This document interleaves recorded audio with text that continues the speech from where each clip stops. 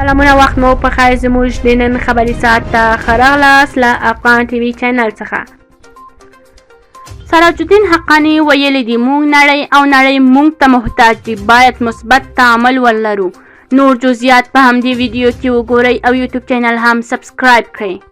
د افغانستان د طالبانو د موقت حکومت د کورنیو چارو وزارت سرپرست په یو لړ څرګندونه کې وویل افغانستان د نړۍ هیڅ هیواد لپاره ګواښ نه دی او د دوه اړخیزو مثبتو اړیکو د پلولو ظرفیت لري. په راپور کې ویل شوي دي د افغانستان د کورنیو چارو سرپرست وزیر مولوي سراج الدین حقانی دا څرګندونه خوست ولایت د سفر پر مهال د یوه ولسي غونډې ته کړې او په خپله وینا کې یو ځل بیا پر نړیواله ټولنه غږ کړی او له دوی سره د مثبت تعامل وکړي. حقانی دغه راز نړیوالې ټولنې ته په خطاب کې وویل دوی باید له افغانستان سره ډیپلوماټیک اړیکې جوړې کړي ځکه دوی موږ ته او موږ هم دوی ته ضرورت لرو.